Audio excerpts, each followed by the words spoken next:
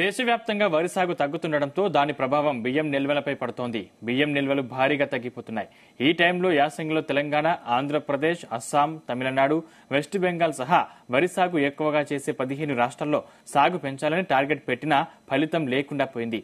ఈ యాసంగిలో వెస్ట్ బెంగాల్, తెలంగాణ, ఏపీలోనూ వరి సాగు గణనీయంగా తగ్గింది. దీంతో దేశం బియ్యం అవసరాల్లో గణనీయంగా లోటు ఏర్పడి జాతీయ స్థాయిలో బియ్యానికి డిమాండ్ పెరుగుతుంది. దీంతో ఇతర రాష్ట్రాల్లో తెలంగాణ బియ్యానికి మస్తు డిమాండ్ ఉంటుంది. అందుకే సేకరించిన బియ్యం సేకరించినట్లుగా ఎఫ్సీఐ వేగంగా ఇతర రాష్ట్రాలకు తరలిస్తోంది.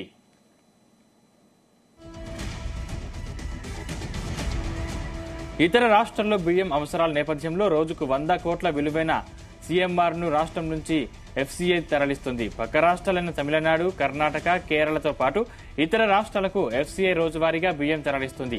అలాగే రాష్ట్రంలో ఈ ఏడాది యాసంగి సీజన్లో 75 లక్షల టన్నుల వడ్ల కొనుగోలుకు కేంద్రం గ్రీన్ సిగ్నల్ ఇచ్చింది. ఎక్కువ వడ్లు వచ్చినా కొనుగోలుకు సంసిద్ధత వ్యక్తం చేసింది.